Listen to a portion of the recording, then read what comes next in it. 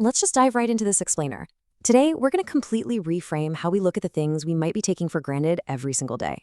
We're unpacking this really fascinating philosophical text known as the 19th Lemma. Specifically, we're looking at a section called the Treatise on Frugality.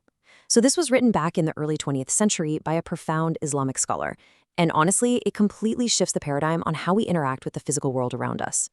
And, it's not just a religious text, it's actually a deep psychological framework. It bridges ancient theological wisdom with modern empirical psychology. And the whole shebang centers around one incredibly powerful transformative concept: gratitude. So let's get right into it. Section 1. The Unnoticed Gift. We need to start by establishing a very specific emotional baseline here. I want you to imagine you've spent weeks, literally weeks, searching for the absolute perfect gift for a close friend. You've poured your time, your hard-earned money, and your deepest thoughts into picking out something that speaks exactly to who they are. You wrap it beautifully, you hand it over to them, and your heart is beating a little faster in anticipation of that genuine smile, that spark in their eyes, or just a simple, heartfelt thank you. And instead, they take it, barely register what it even is, and just toss it aside on the counter without a second glance. Just feel that for a second. It stings, doesn't it? It feels incredibly dismissive and deeply unappreciative. Keep that specific, visceral feeling of rejection in mind, because understanding that emotional sting is absolutely crucial to everything we're about to uncover. Now, let's turn that mirror around. Could you be doing the exact same thing with the countless gifts you've been given without even noticing it? Seriously, every single day, we wake up and are handed an astonishing array of gifts. I'm talking about a perfectly functioning body that lets you get out of bed, a refrigerator stocked with food, a peaceful morning, the time you have to pursue your goals, even just the clean water flowing from your tap. Are we essentially taking these immense blessings and just tossing them over our shoulders without a single glance? Are we the ones causing that exact same sting of rejection simply because we've grown so used to having these things that they've become practically invisible to us? Section 2. Waste as ingratitude. This idea of reframing our everyday carelessness into a profound relational deficit, it's heavily rooted in ancient wisdom. Look at the words of Surah Ibrahim, chapter 14, verse 7. It says, "If you are grateful, I will surely increase you." The Treatise on Frugality notes that our Merciful Creator asks for gratitude in return for every single blessing given to us. This isn't just about a one-way street of receiving, right? This verse establishes a fundamental, almost transactional yet deeply loving relationship based entirely on mutual acknowledgement. You receive a gift, you pause to truly appreciate it and show gratitude, and in response, that connection is deepened and the blessings are increased. It really is a continuous, beautiful cycle of giving and acknowledgement. But when we break that cycle, the result is profound.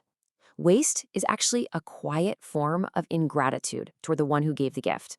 Think about that distinction for a minute. Loud ingratitude is obvious, right? It's constantly complaining about what you don't have. But quiet ingratitude? That's leaving the lights on in an empty room, throwing away perfectly good food, or killing time mindlessly scrolling when you could be connecting with someone you love. Using something wastefully isn't just a quirky bad habit. It is a careless disregard for a gift.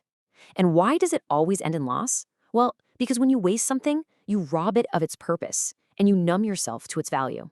Over time, that quiet disregard erodes your capacity to appreciate anything at all.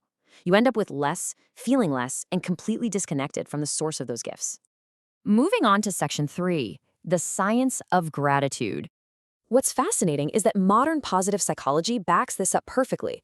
Let's look at this landmark 2003 study by Emmons and McCullough in the Journal of Personality and Social Psychology. This is where empirical science absolutely validates the ancient philosophy we just talked about. They found that regular, intentional gratitude practice is scientifically linked to tangibly better life outcomes. So we aren't just talking about feeling warm and fuzzy here. Individuals who actually take the time to log what they're grateful for report significantly higher subjective well-being.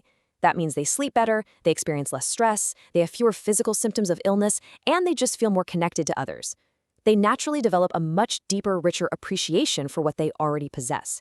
It proves that gratitude is literally the ultimate scientifically verified antidote to waste. When you truly appreciate what you have, and your brain is wired to recognize its value, you simply do not toss it aside carelessly. Which brings us to Section 4, practicing profitable respect. So now let's pivot from the negative habit of waste to the positive, actionable mindset we can adopt instead. And this brings us to a really beautiful concept called Iktisat. İktisat translates roughly to a profitable respect shown toward a gift. The text makes a crucial distinction here.